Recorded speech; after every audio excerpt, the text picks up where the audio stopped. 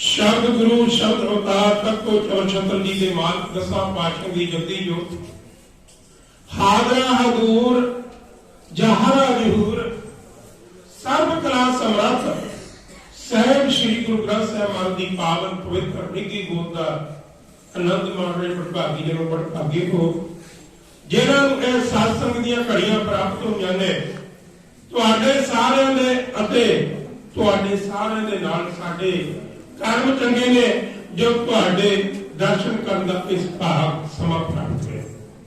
जिन्नी संगत जुड़ के बैठी है सारी संगत एक बार अपनी मन व्यक्तियों को एकाग्र करो। जिन्हों की याद के अंदर जुड़ बैठे हैं उन्होंने याद को ताजा करो। दोनों हाथ जोड़ के साहिब श्री गुरु ग्रंथ साहिब महाराज जी को सीट झुका के गज के फतेह बुलाओ। आखो जी वाहिगुरू जी का खालसा वाहिगुरू जी की फतेह। गुरु गरीब नवाज दे दर्दियां हाजरियां पा लियो। तुहाडा सारिआं दा बहुत बहुत धन्यवाद। तुरकी बाणी आई तेन सगली चिंत मटाई दयाल पुरख मेहरबाना सतगुर की कृपा दे नाल उस दयाल पुरख की मेहर दे सदका 3 रोज गुरबाणी के प्रभाव चले श्री अखंड जाप आरंभ होकर के आज संपूर्णता भोग पाए गए। अखंड जाप की समाप्ति हुई गुरबाणी पढ़ी गई। तुसीं सारे चंगे कर्मां वाले हो ਜਿਹੜੇ जुड़ बैठे हो। यह त्योहार असी 40 मुक्तियां की याद के अंदर मनाने हैं। 40 मुक्ते हो जिन्होंने मुक्तसर की पावन पवित्र धरती से मेरे दसम पातशाह ने मुक्त कर दिता सी जीवन को। पातशाह ने अजिही गंढी उत्थे गंढी जिथे उन्होंने 40 मुक्तियों को अपना रूप देख करवा दिता। पहला भी गुरु का रूप सन पर गुरु नालों बाहर चढ़ा के दूर चले गए सन।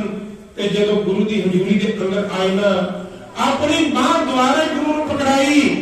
गुरु ने अजिही बाह पकड़ी कि उन्हों का नाम जुगो जुग तक अमर कर दिता।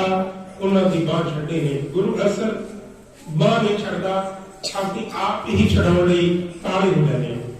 सत्कार जो हस्तियां बैठियां ने तुसीं सारे इस नगर के पखवंते हो। जब मैं कले कले का नाम लूंगा तो बड़ी लंबी लिस्ट हो जानी है। इस करके तुहाडा सारे का दिल दी गहराइयों को धन्यवाद करदा। सरकार जो सुरेंद्र सिंह जी प्रधान साहब बैठे ने धन्यवाद करदा। साडी जिथे का बड़ा मान सत्कार दिते गए।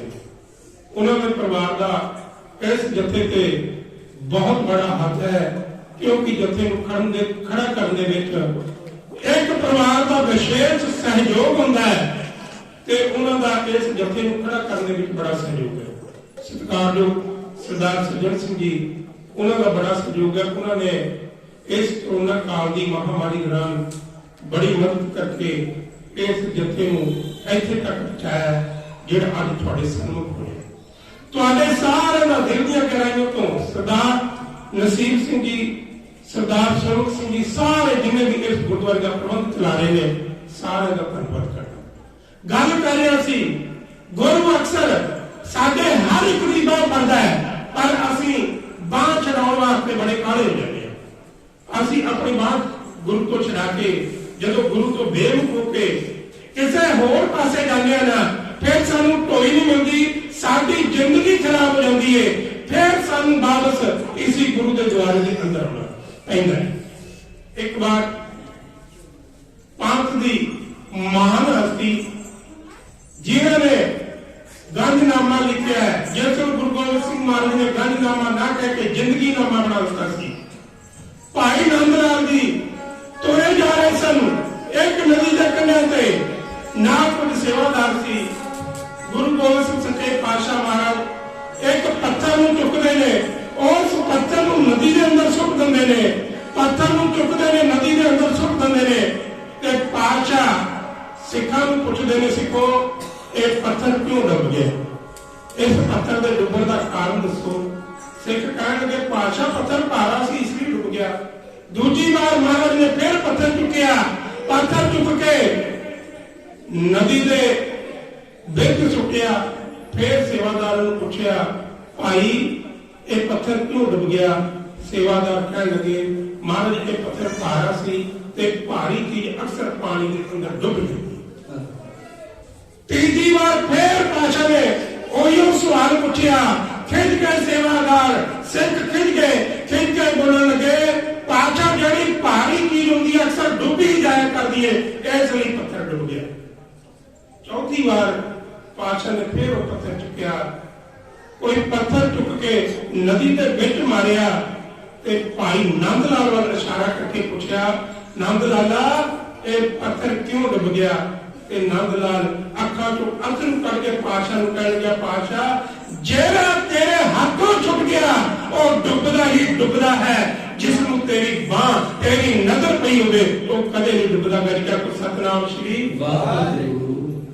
40 सिंह बैदावा लिखे सतगुर तो अपना पल्ला छड़ा के गए सन, पर जो ढोई ना मिली, मुक्ति ना मिली, आखिर फिर उसे द्वारे ते आना पिया, फिर गुरु दी चरणों दे विच ढहना पिया, माफियां मंगणियां पईयां।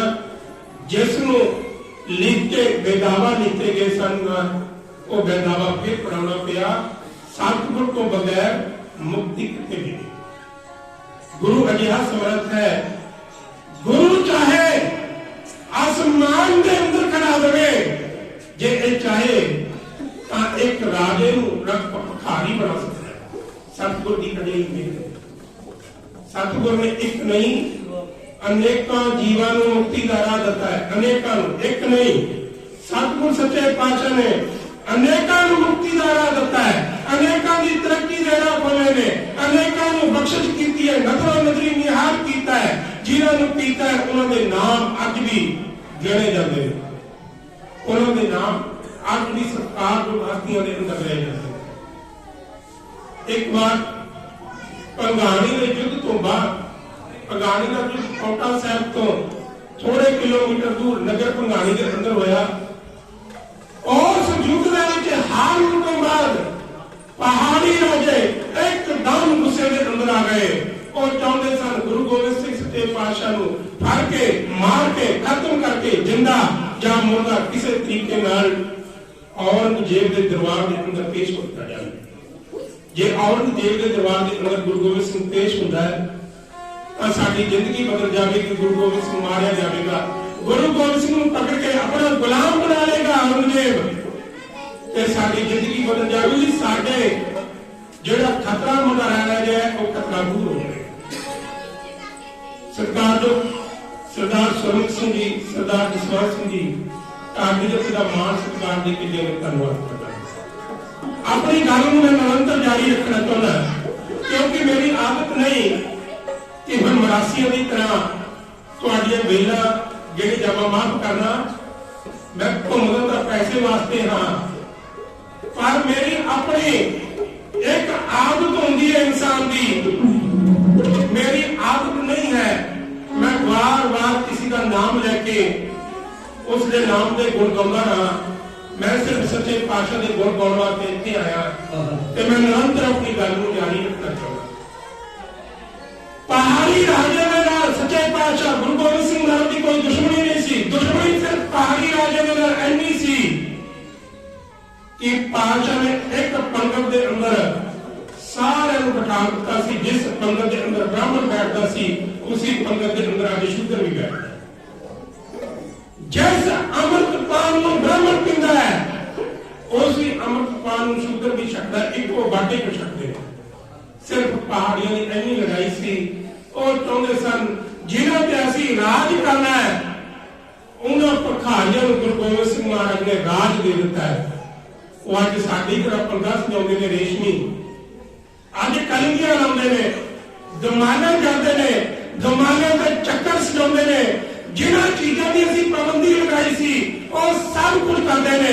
असीं कदे नगारा नहीं बजाउण दिता और रणजीत नगारे ते चोटां लाउंदे ने।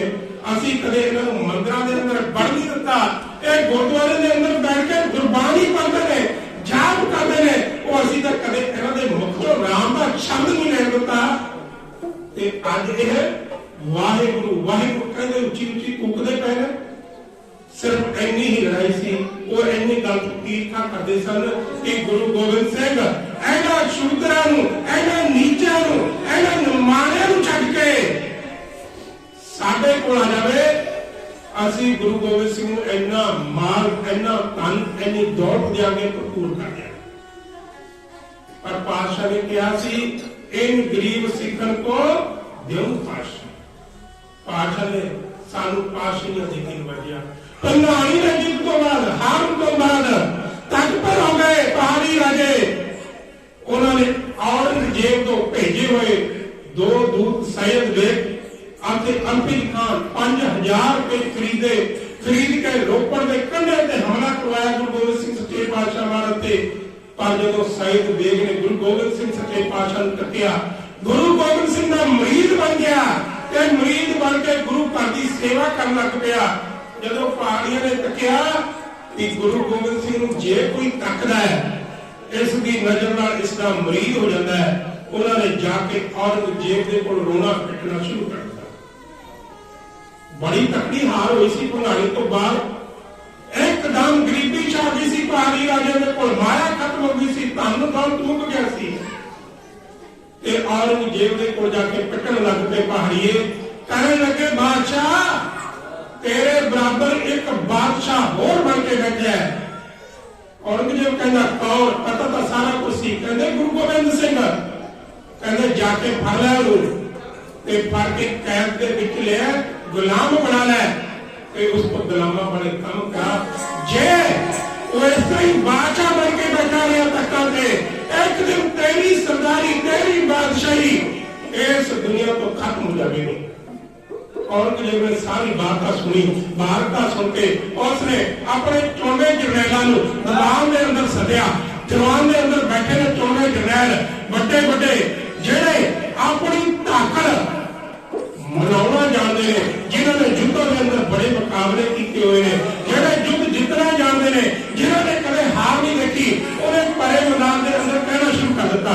तो कहना एक खंडा एक तलवार रख ली, कहते ने एक बीड़ा रख लिया, बीड़ा कहते ने पान का।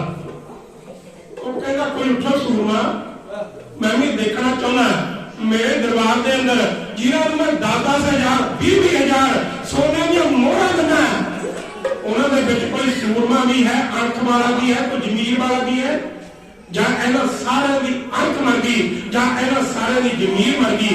ਕੋਈ ਕਿਰਪਾਨ ਚੁੱਕੋ ਅਤੇ ਇਸ ਬੀੜੇ ਚੋਂ ਪਾਨ ਚੱਕ ਕੇ ਆਪਣੇ ਮੂੰਹ ਦੇ ਅੰਦਰ ਪਾ ਕੇ ਕਹੋ ਵੀ ਗੁਰੂ ਗੋਬਿੰਦ ਸਿੰਘ ਨੂੰ ਜਿੰਦਾ ਜਾਂ ਮਰਿਆ ਮੇਰੇ ਸਾਹਮਣੇ ਪੇਸ਼ ਕਰੋਗੇ। ਇੱਕ ਲਲਕਾਰ ਔਰੰਗਜ਼ੇਬ ਆਪਣੇ ਜਵਾਨ ਦੇ ਅੰਦਰ ਹੈ ਖੜੀ ਮਾਰ ਲੈ।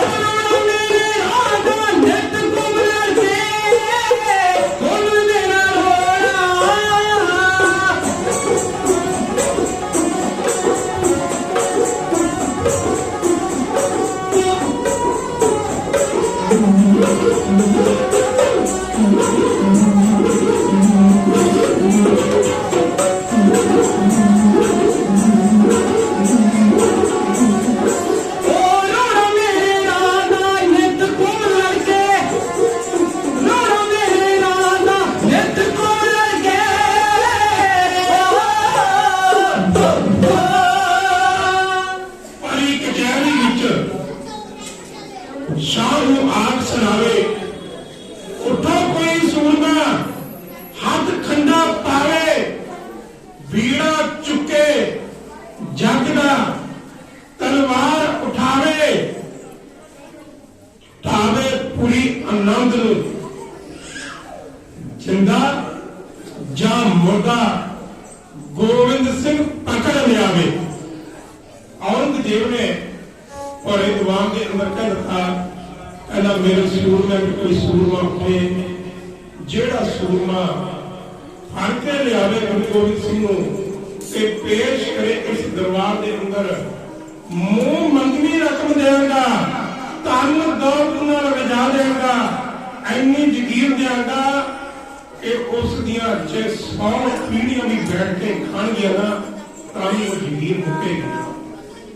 और जेडे सुन रहे सी वो सारे एकदम घबराने लग पे।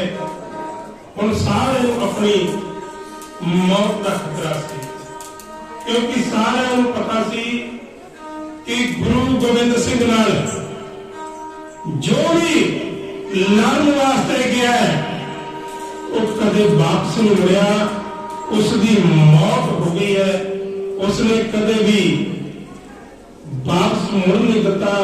वो या तो अल्लाह को प्यारा हो गया या उसका मरीद बन के रह गया। जब कोई ना उठा ना, औरंगजेब ने दूसरी बार फिर काट के कहा, वो कहना उठो, और तुहाडे च किसी की हिम्मत ही नहीं कि आनंदपुर जाकर गुरु गोबिंद सिंह को फड़ लिया। फिर सन्नाटा छा गया, सारे ने नीवियां पै गई।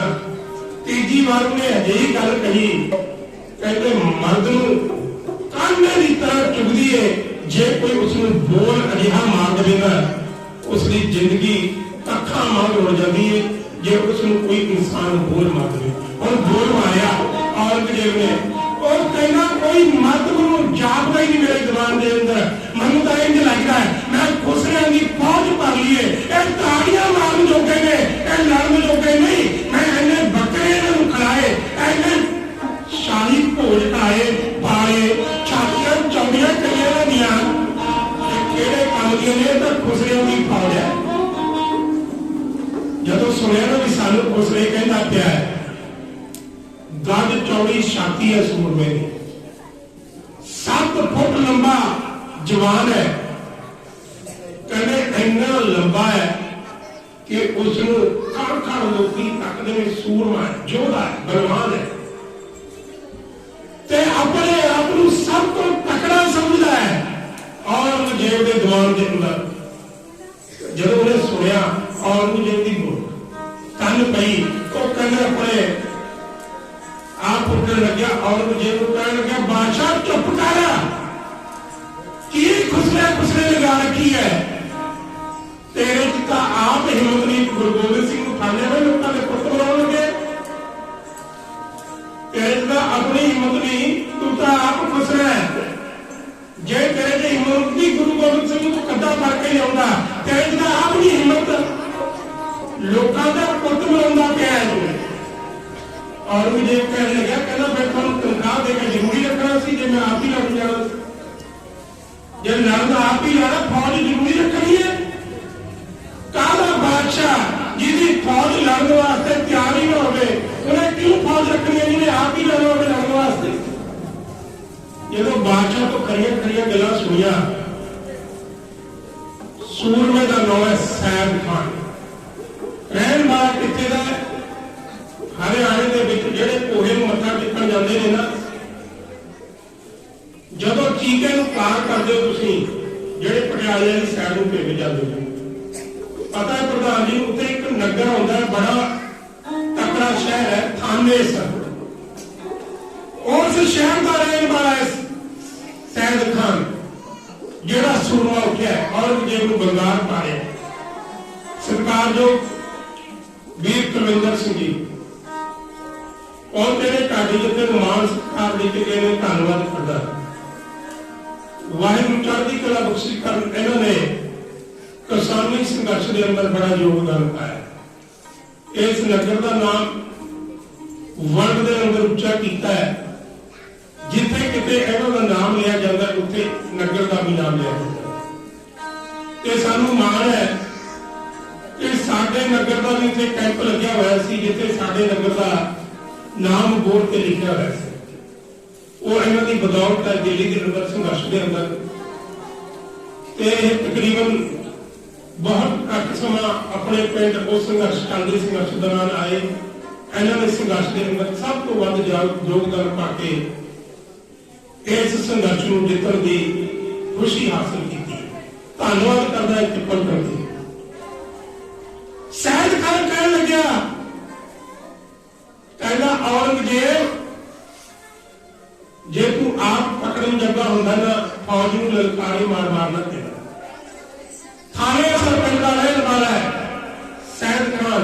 थाने सर वो जगह जिथे सब तो दुनिया का पहला मंदिर शिवजी भगवान का दुनिया का सब तो वर्ल्ड का संसार का पहला मंदिर जो बड़े थाने सर च बड़े वो किते भी ते कौरवां ने थाने सर के अंदर एक बहुत बड़ा तालाब बनाया।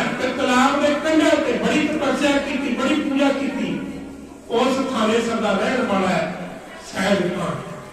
जदों मुगलों ने कब्जा किया ना थाने सर पे, उन्होंने उत्ते अपने राज का सिक्का चलाया। मंदिरों को ताले लगा दिए गए। पंडितों को हुक्म ना दिता कि तुसीं जाके उत्ते मौका दो। जबकि हिंदुओं का सब तो बड़ा तीर्थ स्थान सी थाने सर, जिथे शिवजी भगवान की सब तो वध पूजा की जाती थी। उत्थे का रहने वाला बड़ा तकड़ा योद्धा है। उसने प्रकाए एक लेखक सोहन सिंह जी सीता लिखते हैं। वो कहते उसके शरीर की बलतंत्र वाले दसते हैं। जदों औरंगजेब दी खरिया खरिया गल्लां सुन के उठिया ना उसने तलवार को हाथ पा लिया। जी तलवार औरंगजेब ने लड़न वास्ते रखी थी उसने बीड़ा चुकया। बीड़ा जो चुकया पान पान अपने मुंह के अंदर पा लिया। पान चबाना शुरू कर दिता। और सूरमे ने पठाए सोहन सिंह सीकर कहने चढ़ती जवानी सैयद खान जरनैल भारा उठा है जोधा शेर वांग। उठा जोधा शेर वांग भंगाई के चुक लिया तेग सूरज भरे दरबार विच बादशाह दे ताई आखदा सुनाए के दत्ते जो हुक्म ढा दिया मैं आनंदपुर हिंदवारा पीर हाथी बन्ना लवान जाए के कहना जी दिया ने घूमा। आनंदपुर वाले गुरु गोबिंद सिंह महाराज की गल कर सैयद खान कहना जी दिया ने घूमा पंजा सारे संसार विच शीतल मैं देखागा मैदान बिठ जाए। कहना जी दिया लोग घूमा सारे संसार के अंदर गाते हैं जिन्होंने लोग पूजते हैं। मैं अज देखना चाहना और कितना तलवार का धनी है और कितना तीर अंदाज है। उन्हें तलवार चकी बीड़ा चुकया बीड़ा जो कटा पान पान अपने मुंह के अंदर चढ़ाता होया और मुझे एक ललकार है।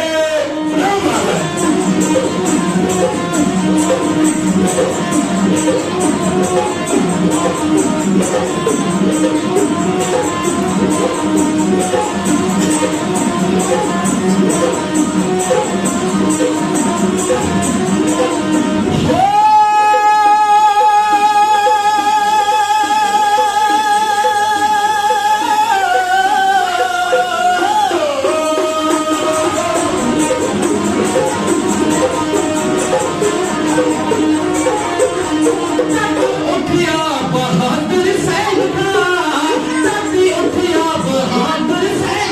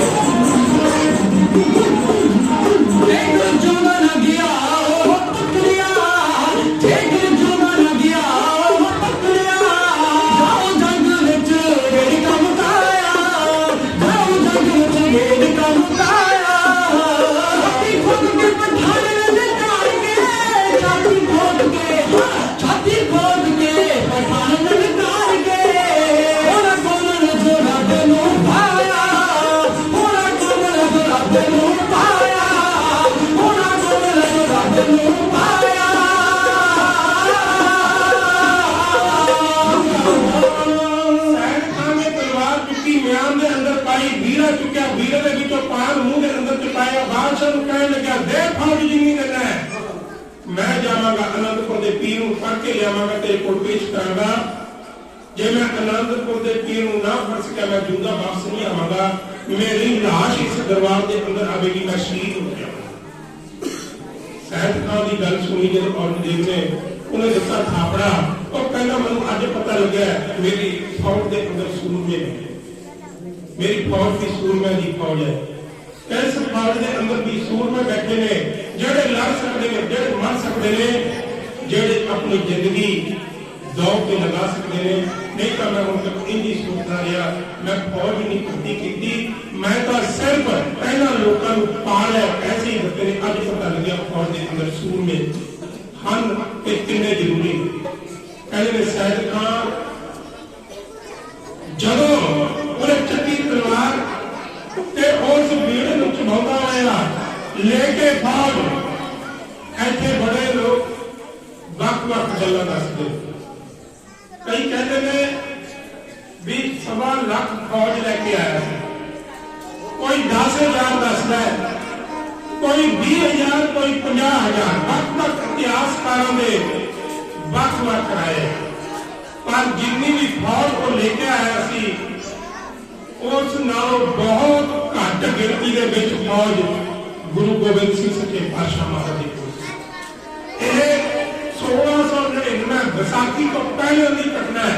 1686 के अंदर युद्ध होता है भंगाणी का, उस भंगाणी के युद्ध तो बाद जदोजहद चलनी शुरू हो जाती है।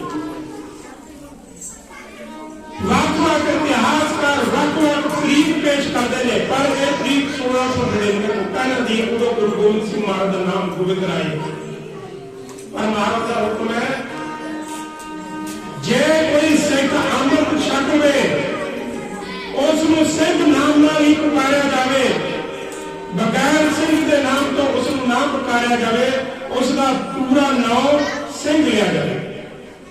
भाई नंदलाल नाल सच्चे पातशाह जो वार्तालाप करे सन तो भाई नंदलाल ने स्वागत एक सवाल पूछ लिया गुरु गोबिंद सिंह सच्चे पातशाह ने, महाराज तुहाडे सिख की जाति की है, सिख की बराबरी की, सिख का गोत की, जे कोई सिख नूं जात पूछेगा ਤਾਂ ਕੀ ਹੋਵੇਗਾ? ਤਾਂ ਪਾਤਸ਼ਾਹ ਨੇ ਸਹਿਜ ਸਵਾਏ ਨੰਦ ਲਾਲ ਨੇ ਜਵਾਬ ਦਾ ਅਸਰ ਦਿੱਤਾ।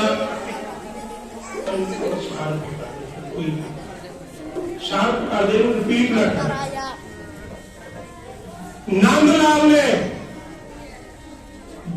नंदलाल पातशाह ने जवाब दिता। महाराज सिखा संबोधन होकर कहने लगे, सिखो सिख की जे को पूछे जात कहे गोबिंद सिंह लाल जी सो नरक में जात, और नरक का भागीदार बनेगा जेड़ा सिख सिख की जात सिख की बरादरी पूछेगा। माफ करना, अज तक गुरुद्वारे भी सिखा के नाम से बना देते हैं, जाता के नाम से। नामकड़ियों का गुरुद्वारा, जट्टा का गुरुद्वारा, हरिजनों का गुरुद्वारा, रविदासियों का गुरुद्वारा। सच्चे पातशाह सानू समर्थ बख्शे, गुरु गोबिंद सिंह महाराज ने सानू एक बनाया सी, असीं फिर वापस लग लग हो गए। जिस मोती के अंदर, जिस मौके के अंदर, जिस माला के अंदर गुरु गोबिंद सिंह ने सानू सारे इकट्ठा किया सी, असी उसी मां तो बखरेवे अपने राह बना लिए। असी पता नहीं केड़े केड़े बाबा की घोड़ी पै चुके हैं। अज गल सुनाने शर्मा महसूस होती है। सरकार जो सरदार भुपिंदर सिंह जी कनेडा वाले ढाडी जिथे का बड़ा मान सत्कार करते गए, धन्यवाद करदा।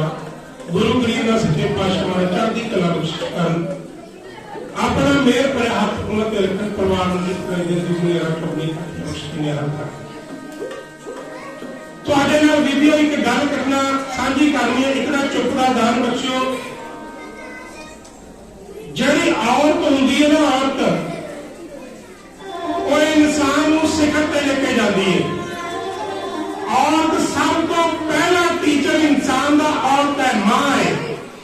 जे मां अपने बच्चे को सही राह पे पा दे ना, बच्चा सही होता है। जे मां गलत राह पे पा दे, बच्चा गलत राह कर लेता है। जे मां हुण होवे साडी घरेलू मां वर्गी, जिन्हें देखना सारी जानी टीवी, ते फिर उस मां का पुत्र की बनेगा? जिहा जिहा टीवी के अंदर देखती है, नशा पता कर दे, फिर बच्चा भी उहो जिहा बनेगा। अज मैं ये गल कह ही नहीं चाहता, पर कहना चाहना, पंजाब दे विच सब तो वध मार नशा की पई है। ते नशा साडियां मावां, साडियां भैणां ने साडे बच्चों को लाया, होर किसी ने नहीं। असीं अपने बच्चे को जदों शराब पी के आया कदे पूछे ही नहीं। असीं सिर्फ ये सोच के छड्ड दित्ता कि तेरी छोटा मोटा पैग ला के कोई गल नहीं। जे पहले दिन उसने 2 थप्पड़ मारे होंदे ना, जदों पैग ला के आया सी घर दे अंदर, उसनूं प्रवेश ना करन दित्ता जांदा, उसनूं बाहर दरवाजे दे कोल बिठा के सुलाया जांदा। माफ करना, दूजे दिन शराब पी के आ ही नहीं सी सकदा।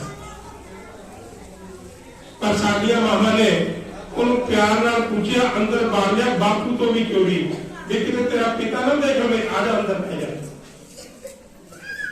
गुरबाणी कहती है, गुरुदेव माता सब तो पहला गुरु बच्चे का मां है,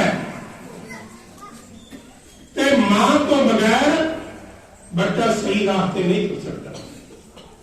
एक घटना तुहाडे सामने रखनी है। घटना बाहर की है, यूरोप कंट्रियां की घटना है।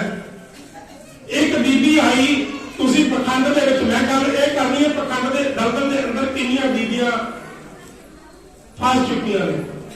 मैं किसी डेरेदार का विरोधी नहीं, पर मैं साफ तौर पर चिंतन करदा,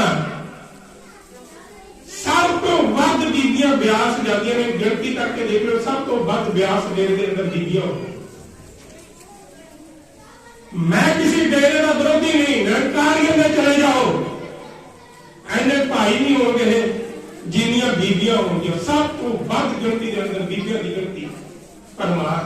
फिर अपने पति को भी लेके जानी है, फिर बच्चों को भी। जे ना जावे बंदा बेचारा साल जी एक बार डेरे दे विच, फिर बीबी कहती रोटी नहीं मिलनी अज शाम को।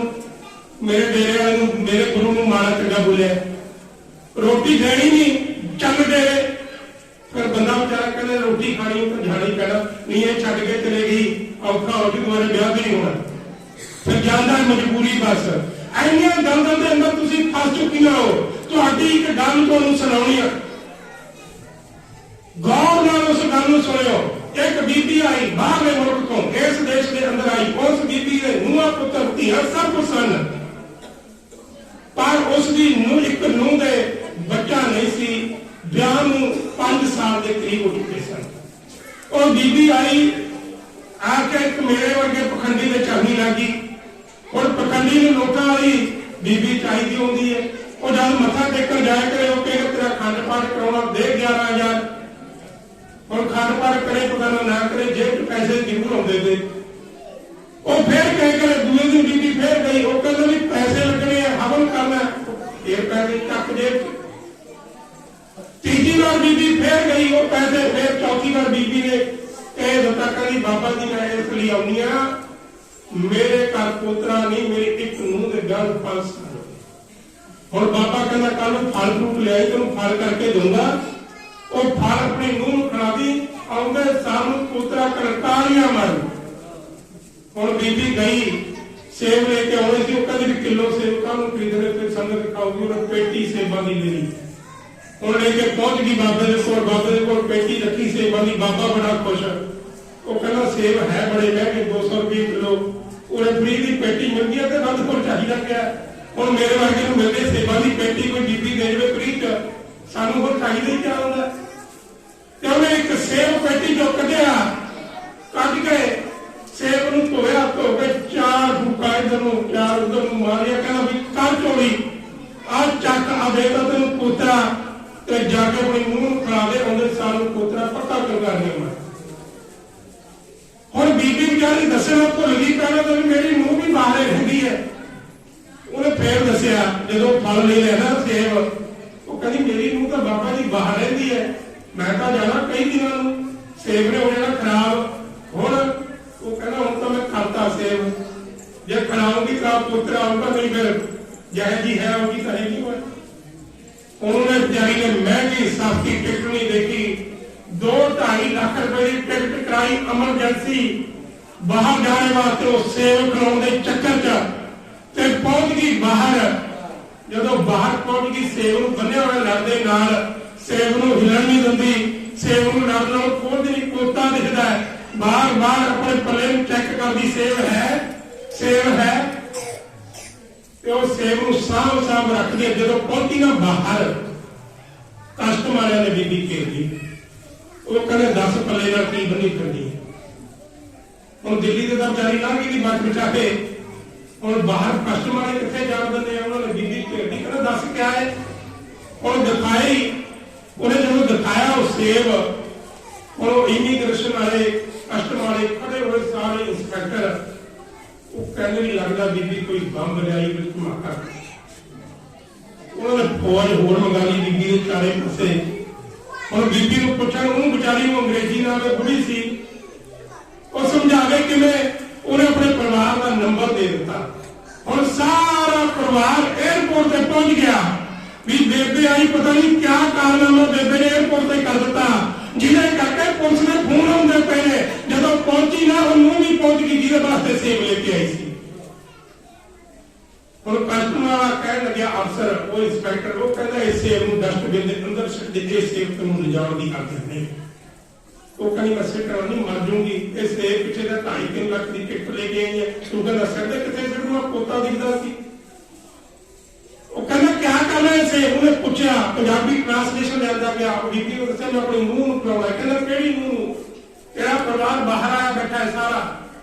वो कहती छोटी नूंह, जिहड़ी नूंह खिलाउणा सीगा ਨਾਂ नहीं दिता, वो बीबी आ गई, उधर नाल आ गया, आके बैठ गए। वो इंस्पैक्टर सोचने लगे शायद बीबी अपनी नूंह तो तंग ना होवे, पंजाबना जिहड़ियां ना पंजाब तो आउंदियां ने, इंडियन भारतीय लोग ये अपनी नूंह तो तंग बहुत होंदे ने, किते जहरे ना खिलाउण वास्ते जाई होवे सेब च। हुण वो कहंदा पहला अद्धा सेब तू खा, फिर अद्धा तेरी नूंह नूं खिलाऊंगा। हुण वो डर गई, वो कहंदी कि अद्धा सेब खा लिया औखा हो जू। इंस्पैक्टर ने चक्या सेब के 2 टुकड़े करके एक बीबी को फड़ा दिता, एक नूंह फड़ा दिता। और बीबी बेचारी भुल गई भी बाबे ने सेब कितने पासे फूक कितने पासे मारी दी सेब। और डरदी मारी सोची जाए, कहती जे मैं फूक वाला सेब खा लिया, कितने कलकारियां इधर बचन की बजाय होरे पासे न बच जाए। सेब ना खावे, वो कहती मैं नहीं खाना। इंस्पैक्टर कहना फिर दोनों सेब डस्टबिन च सिट दे, कहती सिटना भी नहीं। एक घंटा जदोजहद के बाद वो सेब इंस्पैक्टर ने आखिरकार छुपा दिता ते अखबारां दी सुर्खियां दे अंदर एक खबर 2016 दे अखबारां विच लगी। पंजाबियों का मजाक उड़ाया गया। पंजाबी इन्ने पखंडी दलदल दे अंदर गिर चुके हैं कि उस दलदल दे विचों पंजाबियों का निकलना मुश्किल हो गया। ते भैणों अपने बच्चों को सही राह पाया करो, गुरबाणी नाल जोड़िया करो, नितनेमी बनाओ बच्चों को। जे तुसी नितनेमी नहीं बनाओगे बच्चों को तो बच्चे नितनेमी किवें बनणगे। एक बीबी रेल गड्डी च बैठी, एक छोटी जी गोद दे विच बच्चा तकरीबन 7 महीने दे 5 महीने दे विचकार छोटा जिहा बच्चा। वो बीबी अपने बच्चे नूं चक्के छाती नाल लावे ते कंन दे विच नूं कहा करे, बोल बेटा सतनाम श्री। दुआरे फिर चुके छाती नाल लावे ते कहे, बोल बेटा सतनाम श्री। एक बजुर्ग सामने बैठा देख रहा सी भी यह धी रानी की करती पई है। जदों बार बार बीबी इंजी करती रही, आखिरकार उसको रिहा न गया। वो उस बीबी को आया ते कहने लगे, धी रानी ये बच्चा बड़ा छोटा है, ना तो इसमें सुनता है ना समझ है, तो इस तो वाहिगुरू कौन दी पई है, ये समझदा ही नहीं वाहिगुरू की है। बजुर्ग सी पूछन लग्या, धीए तू इसनूं क्यों बार बार वाहिगुरू दे कन्नां ते कही जानी है। कहण लगी, बापू जी जे अज इसके कंन चो वाहिगुरू कहावांगी, कल नूं मैनूं जपजी साहिब दा पाठ किवें नहीं सुनाएगा। ये सुनाएगा ना जदों वाहिगुरू दे नाल जुड़ गया। जदों असीं वाहिगुरू दे नाल जुड़िया ही नहीं, साडे बच्चे किवें कुर्बानी नाल करेंगे। सैद खां तुरिया, भीड़ा चुकिया, कृपाल पाई गया अंदर ते तुर पिया, अपने नगर पहुंचा थानेसर तो आनंदपुर साहिब वालों चाले पा दिते ते रास्ते च आया नगर संधौरे सैद खान की भैन रहती सी जिसका नाम है नसीरा ते वो किस्म के ब्याही नहीं सी पीर बुद्धू शाह। अज साडे पीर मैं कहना भी हरेक पिंड च 35 पीर होने साडे, हरेक का वक्रा पीर, मेरा अलग, प्रधान जी का अलग, साडे सारे के अलग अलग पीर है। पीर बुद्धू शाह वो फकीर जिसने गुरु गोबिंद सिंह महाराज की पंडारी ने जंग के अंदर मदद की, अपने 2 पुत्र शहीद कराए, अपने भरा शहीद करवाए, अपने भतीजे शहीद करवाए, अपना 400 मरीज शहीद करवाया।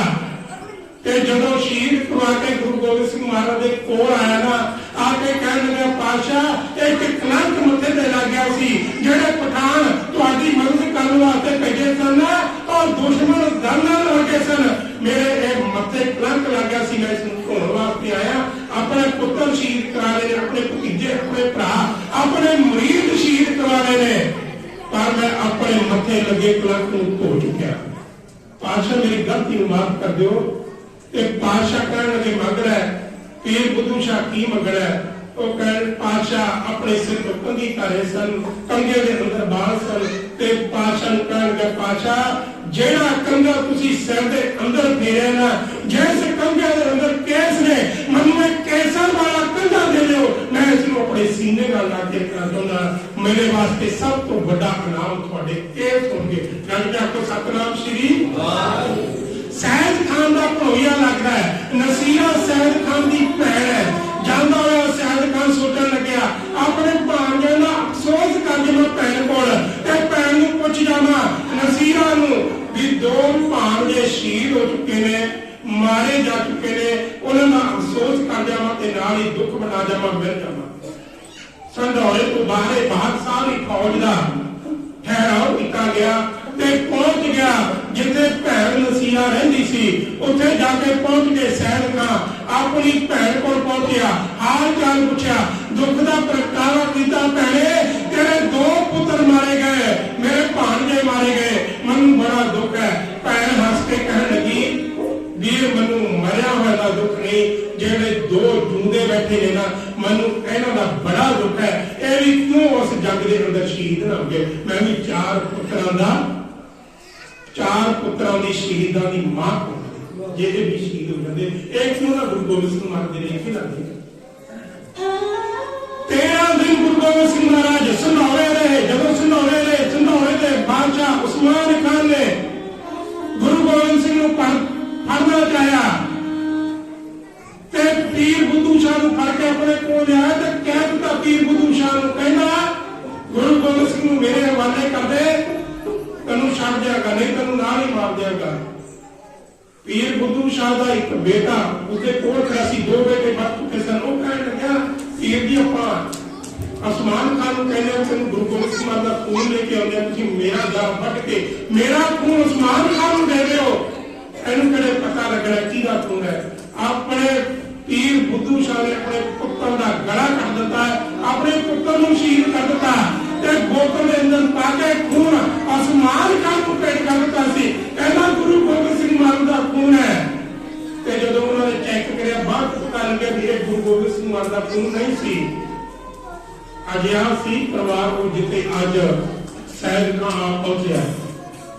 नसीहा को कह लगा पैर नसीहा बड़ा दुख होया कहती दुख की कोई गल नहीं शहीद हो गए कोई गल नहीं मैं 2 होर शहीद करावांगी जेडे दूंगे मैं इन्हां दी कुर्बानी देंगी मैनूं जान वाले का कोई दुख नहीं। तू भरावा किधर नूं चलिया है।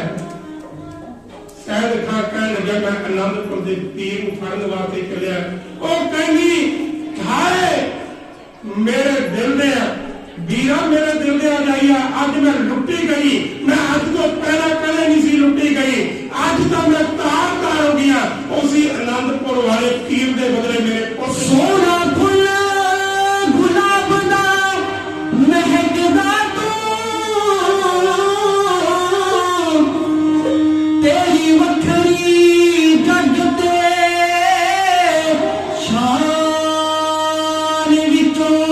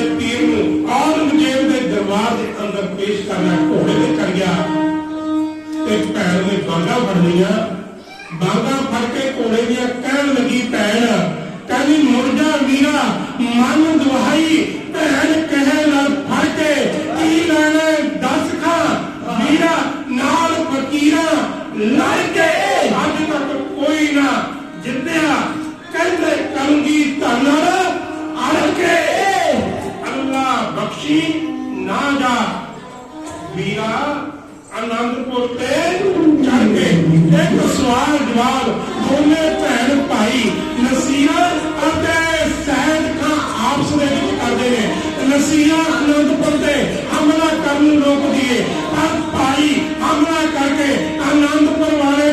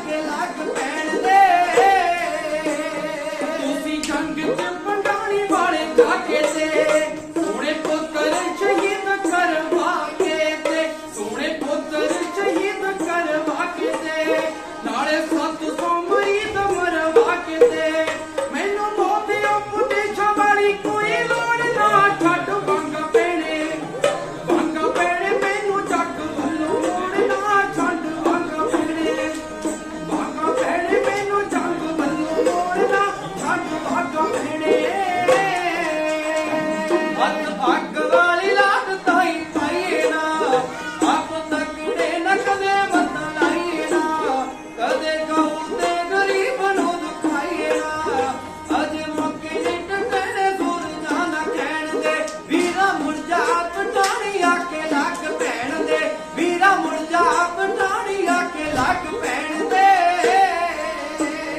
ਮੈਨੂੰ ਘੋੜੇ ਉੱਤੇ ਚੜ੍ਹਦੇ ਨੂੰ ਰੋਕਣਾ, ਜਾਂਦੇ ਰਾਹੀ ਨੂੰ ਮੰਡਲ ਵੱਲੋਂ ਟੋਕਣਾ।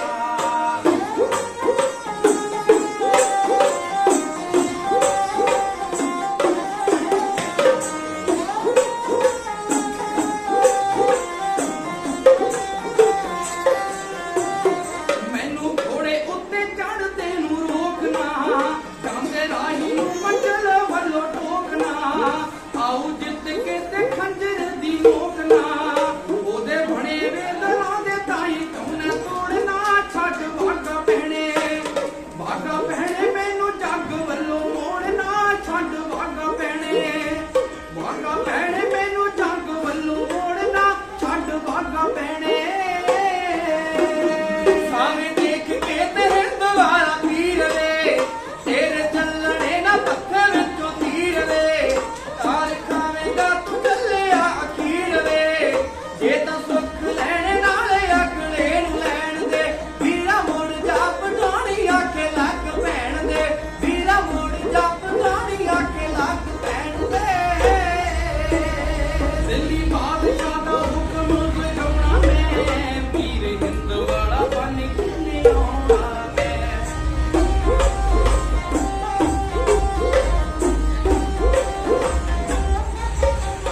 ਦਿੱਲੀ ਬਾਦਸ਼ਾਹ ਦਾ ਹੁਕਮ ਵਜਾਉਣਾ ਮੈਂ, ਵੀਰ ਹਿੰਦ ਵਾਲਾ ਬਣ ਕੇ ਲਿਆਉਣਾ ਮੈਂ, ਉਹਨੂੰ ਜਿੱਤੇ ਬਿਨਾ ਮੁੜ ਕੇ ਨਾ ਆਉਣਾ ਮੈਂ, ਪੰਛੀ ਰਾਜਿਆਂ ਦੇ ਕਰੀ ਮੋੜੀਏ ਕਿ ਥੋੜਨਾ, ਛੱਡ ਭਾਗਾ ਪੈਣੇ, ਭਾਗਾ ਪੈਣੇ ਮੈਨੂੰ ਜੰਗ ਵੱਲੋਂ ਮੋੜਨਾ, ਛੱਡ ਭਾਗਾ ਪੈਣੇ, ਭਾਗਾ ਪੈਣੇ ਮੈਨੂੰ ਜੰਗ ਵੱਲੋਂ ਮੋੜਨਾ, ਛੱਡ ਭਾਗਾ ਪੈਣੇ।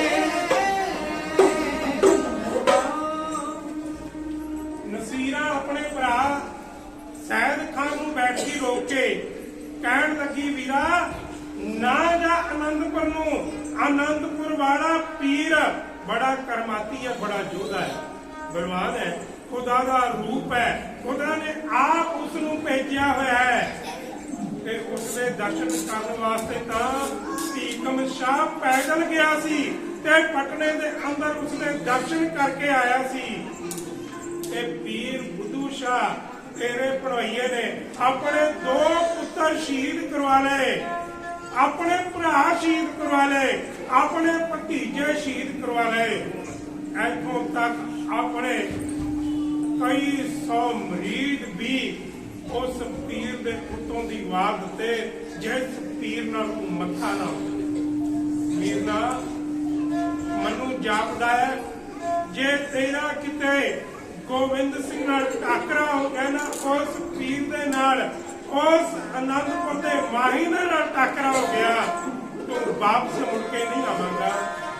ਵੀਰਨਾ ਮੈਂ ਅਰਦਾਸ ਕਰਦੀ ਹੈ, ਮੇਰਾ ਭਰਾ ਸਦਾ ਜਿੰਦਾ ਰਹੇ ਤੇ ਮੇਰਾ ਭਰਾ ਸਦਾ ਜਵਾਨੀਆਂ ਮਾਰੇ, ਮੇਰੀ ਦਿਲੋਂ ਅਰਦਾਸ ਹੈ। ਵੀਰ ਵੀਰ ਮੇਰਾ ਮਨ ਕਰਦਾ ਹੈ ਮੈਂ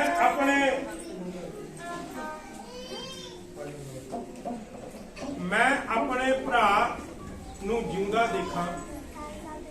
ਮੈਂ ਨਹੀਂ ਚਾਹੁੰਦੀ ਮੇਰਾ ਭਰਾ ਵੀ ਅੱਖਾਂ ਮੀਟ ਜਾਵੇ ਤੇ ਉਹ ਵੀ ਉਸ ਪੀਰ ਦੇ ਹੱਥੋਂ, ਜਿਸ ਪੀਰ ਨੂੰ ਅਸੀਂ ਪੂਜਦੇ ਆ। ਨਸੀਰਾ ਕਹਿਣ ਲੱਗੀ ਮੈਂ ਜਾਨ ਨਹੀਂ ਦੇਣਾ, ਅੱਗੋਂ ਸੈਦ ਖਾਨ ਕਹਿਣ ਲੱਗਾ ਮੈਂ ਬਲੀਆ ਯੋਧਾ ਸੂਰਮਾ, ਮੈਨੂੰ ਔਰੰਗਜ਼ੇਬ ਨੇ ਪਾਲਿਆ, ਮੈਨੂੰ ਔਰੰਗਜ਼ੇਬ ਤਨਖਾਹ ਦਿੰਦਾ, ਚਾਹੇ ਮੈਂ ਬੀੜਾ ਚੁੱਕ ਕੇ ਆਇਆ, ਮੈਂ ਤਲਵਾਰ ਨੂੰ ਮਿਆਨ ਦੇ ਅੰਦਰ ਪਾ ਕੇ ਆਇਆ, ਮੈਂ ਆਪਣੇ ਨਾਲ ਲੱਖਾਂ ਫੌਜਦਾਰ ਲੈ ਕੇ ਆਇਆ, ਸਿਪਾਹੀ ਲੈ ਕੇ ਆਇਆ, ਮੈਂ ਆਨੰਦਪੁਰ ਦੀ ਇੱਟ ਨਾਲ ਇੱਟ ਖੜਕਾ ਦੇਣੀ ਹੈ, ਆਨੰਦਪੁਰ ਦਾ ਨਾਮੋ ਨਿਸ਼ਾਨ ਇਸ ਨਕਸ਼ੇ ਤੋਂ ਮਿਟਾ ਦੇਣਾ ਤੇ ਉਸ ਤੀਰ ਨੂੰ ਫੜ ਕੇ ਔਰੰਗਜ਼ੇਬ ਦੇ ਚਾਨਾਂ ਤੇ ਦੇਖ ਦੇਣਾ ਹੈ कि तू मेरा मनोबल तोड़ने वास्ते अगे आ गई है। नसीरा कहने लगी वीरना मनो एक निशानी उस पीर ने दती हुई है, मैं वो निशानी अगे रख के तेरी जिंदगी लिए दुआ करा दी कि तेरी जिंदगी को बख्श दे। नसीरा ने अपने भरा दे जान तो बाद जदों सैयद खान ने अड़ी की आनंदपुर को पिया, नसीरा ने संदूक चो उस कंगे को कढ़िया जेड़ा कंगा पातशाह ने इनाम वजों दिता सी, उस कंगे को अगे रख के खुदा बख्शण उस अल्लाह वाहिगुरू दे दर ते अरदास करन कि मेरे वीर नूं कुछ भी ना होवे, पति बाहर लगे है पातशाह तेरे दर ते मोड़ लग पिया है, तेरे दर ते शीश झुकाउण वास्ते मेरा वीर आ रहा है, तेरे नाल मत्था लाउण वास्ते आ रहा। किरपा करिए असदियों भुल्लां नूं बख्शा देई, ऐस नूं अजाई नजर करदी तेरा मुरीद बन जावे। किरपा करिए वीर नूं बख्श दे। सैयद खान ने उधर अपना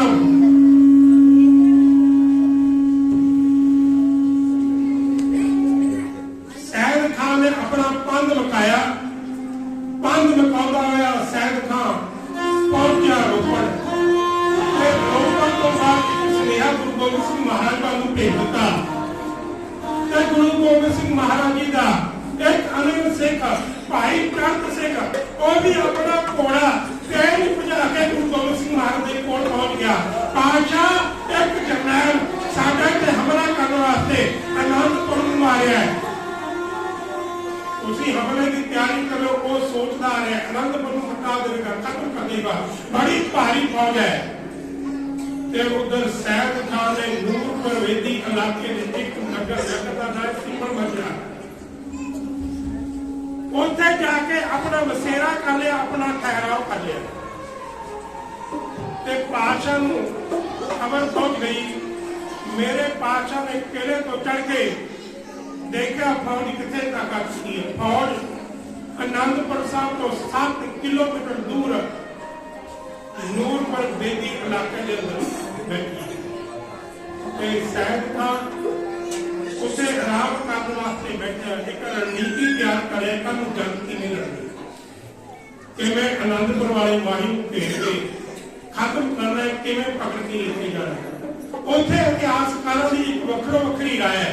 कोई इतिहासकार कहते हैं जी घटना मैं ਤੁਹਾਡੇ ਨਾਲ ਸਾਂਝੀ ਕਰਨ ਲੱਗਿਆ, ਕਹਿੰਦੇ आनंदपुर साहिब वाले माही गुरु गोबिंद सिंह सच्चे पातशाह महाराज ने ਜਦੋਂ सैयद खान ਨੂੰ ਤੱਕਿਆ, ਕੀ ਤੱਕਦੇ ਨੇ, सैयद खान सतरंज ਦੀ ਬਾਜੀ ਲਾਉਣ ਲੱਗਿਆ। ਨੂਰਪੁਰ ਵੇਦੀ ਇਲਾਕੇ ਦੇ ਵਿੱਚ ਉਹ ਗੁਰਦੁਆਰਾ ਸਾਹਿਬ ਅੱਜ ਵੀ ਨੂਰਪੁਰ ਵੇਦੀ ਮੌਜੂਦ ਹੈ। ਉਸ ਪਿੰਡ ਦਾ ਨਾਮ ਸਿੰਬਲ ਮਾਜਰਾ ਰੱਖ ਦਿੱਤਾ ਗਿਆ ਤੇ ਉੱਥੇ ਗੁਰਦੁਆਰਾ ਬੜੀ ਸੁੰਦਰ ਇਮਾਰਤ ਹੈ। इतिहासकारों की वक्रो वक्री राय है। कुछ इतिहासकार कहते जो पातशाह ने तकिया, 2 जरनैल सैयद खान अपने उसका नाल साथी सतरंज की बाजी लाउण लगे थे। पातशाह ने एक तीर ते दोनों बाजी लाउंदे हुए आपस में गल्लां करदे ने, कहंदे गुरु गोबिंद सिंह महाराज ने सुने बड़ा करामाती बड़ा जोधा है, वो तीर है, वो अल्लाह का रूप है, वो खुदा का बख्शिया हुआ है। दूजा कहने लगा कहता मैं भी सुनिया। सैयद खान कहने लगा कहता मेरी भैन भी कहती सी अल्लाह का रूप है। फिर अज मत्था लाउण चले कि फिर अल्लाह के रूप नाल मत्था ला के नरकां दे भागीदार ना बन जाइए। कहना जे उसने हथों मांगे स्वर्ग नूं जावांगे, जे वो पीर नाल उसनूं जित के लेके आए फिर जगीरा में खुशियां दे आनंद लुटा गया। आपस में विचार करे, कहने मेरे पातशाह ने एक तीर छड्या, जेड़ा तीर सीधा जाके सतरंज से पई सी ना उस मेज के पावे नूं लग्या जाके। जदों सतरंज वाले मेज के पावे नूं तीर लग्या तो दोने आपस में डर गए। सतरंज दियां ਜਿਹੜੀਆਂ ਵਾਜੀਆਂ ਸਨ ਪੁੱਠੀਆਂ ਪੈ ਗਈਆਂ, ਸਾਰੇ ਖਿਡੌਣੇ, ਸਾਰੀਆਂ ਬੇਗਮਾਂ, ਸਾਰੇ ਬਾਦਸ਼ਾਹ, ਸਾਰੇ ਘੋੜੇ, ਸਾਰੇ ਸਿਪਾਹੀ ਸਤਰੰਜ ਦੇ ਜਿਹੜੇ ਖਿਡੌਣੇ ਹੁੰਦੇ ਸਨ ਉਹ ਸਾਰੇ ਖੜ ਗਏ ਤੇ ਉਸ ਤੀਰ ਨੂੰ ਕੱਢ ਕੇ सैद खान ने लिखा कि ये तीर बड़ा अजीब है, ये किसने मारिया तीर? ते सैद खान खड़ा होके एक रुख के कोल जाके खड़ा हो गया, आला दुआला देखने लगा की टकरा एक तीर हो आया, जेड़ा तीर सिंबल दे रुख दे अंदर जाके बजया ते उस तीर दे नाल एक चिट्ठी सी। उस चिट्ठी नूं कढ़िया सैद खान ने पढ़िया, उस दे अंदर लिखा होया सी, सैद खान औरंगजेब दे भेजिया होया जरनैला, गल सुन, तू करा माग सोचता होगा ए तीर के तक किवें पहुंचया? आनंदपुर तो 7 किलोमीटर की दूरी ते तीर किवें पहुंचया? ए कोई करामात नहीं, ये मेरा जंगी अभ्यास है। तैनूं सिर्फ मैं दसना चाहना, जिस नाल तू लड़न वास्ते आया ना, तेरे नालों बड़ा योद्धा है जिस नाल तू लड़न वास्ते मत्था लाउण पड़ती है। जे भली चाहना है तां मुड़ जा। ਹੁਣ सैद खान के मन के अंदर एक जोत जग गई, ਜਿਹੜੀ जोत हर इंसान के अंदर जाती है। जब कोई इंसान से दुख पैदा ना, दुख दारू सुख रोक पिया नाम की जोत सैद खान के अंदर जागी। वो कह लगा सचमुच कोई अल्लाह का प्यारा लगता है, वो मैं मार नहीं सकता सी पर मैं बख्श दिता। ये तीर जेड़ा पावे दे विच लग्या मेरी छाती के विच भी बढ़ सकता सी पर मैं बख्श दिता है। जेड़ा तीर सिंबल दे रुख दे विच लग्या मेरी छाती नूं भी लग सकदा सी पर उसने मैनूं बख्श दिता है। गुरु गोबिंद सिंह महाराज बारे एक गल करदे आ, गुरु गोबिंद सिंह पातशाह जेड़ा धनुख चलाउंदे सन, उस धनुख नूं चलाउण वास्ते अंग्रेजां ने पूरा नापिया है। उस धनुख नूं चलाउण वास्ते 496 पौंड वजन लगदा है ते एक पौंड दे विच 400 ग्राम वजन हुंदा है। 400 ग्राम ते पाप गुरु गोबिंद सिंह महाराज दे विच कितना जोर होवेगा? जे किलो का हिसाब लाइए 235 किलो। उस कमान को खिंचण वास्ते 235 किलो का जेड़ा वजन चाहिए होंदे, जिस दे कमान दे विच पातशाह की जेड़ा धनुख मार दे कोल सी ना 296 पौंड 235 किलो वजन दे नाल ते 7 किलोमीटर दूरी ते पहुंच गया। ते दूजे दिन कोई जंग की तैयारी सूरमे हुए आमो सामने ते दोनों सूरमे ने इधर सिख फौज जड़ी फौज कैसे तनख्वाह वास्ते नहीं, कैसे इनाम वास्ते नहीं, कैसे जगीर वास्ते नहीं, किसी जायदाद वास्ते नहीं, जड़ी सिर्फ लगती है अर्थ वास्ते, जमीन वास्ते, अपनी जमीन जागती रखने वास्ते, जड़ी अपनी अर्थ कायम रखने वास्ते गुरु गोबिंद सिंह महाराज की फौज सिर्फ अर्थ गैप की खातर लगती है। उधर एक पासे फ्री दिया फौजा जड़ियां अर्थ और गैप की लड़ाई लड़दियां ने, ते दूजे पासे सैद खान की भारी फौज जड़ी अनाम जितन वास्ते इकट्ठी हुई है, जिसको सिर्फ अनाम चाहिए और कुछ भी नहीं। उन्होंने जगीरा चाहिए ने और कुछ भी नहीं, धन दौलत सोना चांदी चाहिए और कुछ भी नहीं। दोनों फौजा होकर अपने सामने जंग का मैदान है।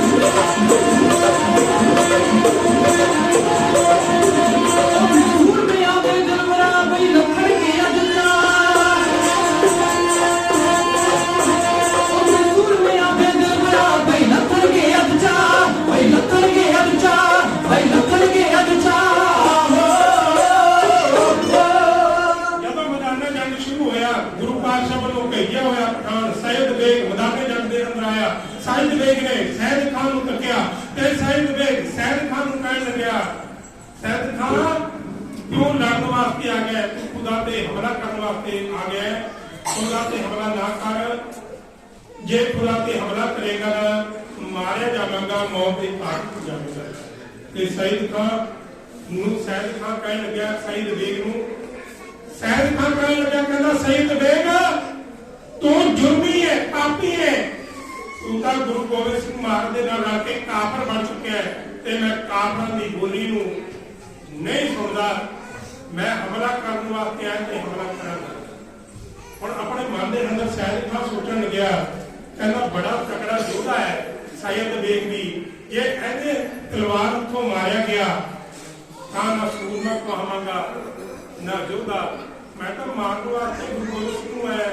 और सैयद बेग नूं कहण लग्या कहना सैयद बेग मैं गुरु गोबिंद सिंह नूं फड़न वास्ते आया, गुरु गोबिंद सिंह लोकां दा खुद क्यों मराउंदा पिया है, वो आप सामने आवे ते मेरे नाल जंग करे।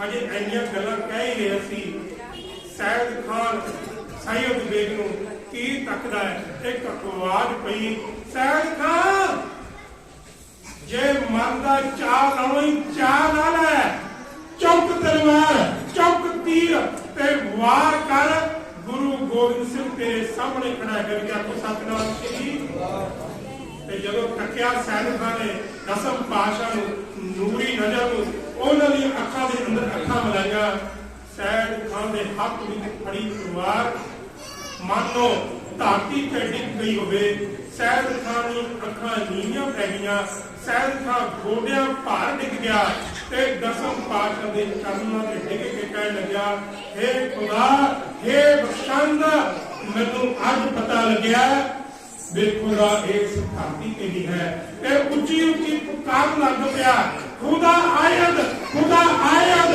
मैं खुदा बंदा, मैं आयद खुदा बंदा हकीकत दर मजाज आयद भाव खुदा दा बंदा, खुदा आप इस धरती ते आ चुका है जिसने मैनू जन्म मत तो मुक्त कर दिया, जिसने मात्र दर्शन पाके मेरी जिंदगी संभल चुकी। पातशाह को मंगिया माफिया ते माफी मंग के कहण लगा पातशाह गलतियां होईयां माफ कर दो, तुहाडे ते हमला कीता है। ते पातशाह कहण लगे कोई गल नहीं सैयद खान तू भी एक नौकर बन के आया सी, जा तेरी अज तो गुलामी तोड़ी, भक्ति कर उस अल्लाह की बंदगी कर, सुन लोग पूजा करनगे। अज भी पहाड़ी क्षेत्र दे विच जाओगे ना, भाई वीर सिंह की एक किताब है जिस किताब का नाम है सैयदे शाह पीर, ते अज भी पहाड़ी लोग जेड़े हिमाचल दे आनंदपुर तो परले पासे दे लोग रहते हैं नहाने वाले पासे वाले, वो अज भी गुरु गोबिंद सिंह महाराज के उस श्रद्धालु कोच सिख भाई सैयदे खान नूं सैयदे शाह पीर बना के पूजते हैं, ते अज भी उसका नाम दुनिया ते अमर है। जेड़ा गुरु गोबिंद सिंह महाराज दे नाल इस गुरु घर मत्था लाउण आ गया, उस नूं मौत दे घाट उतार दिता,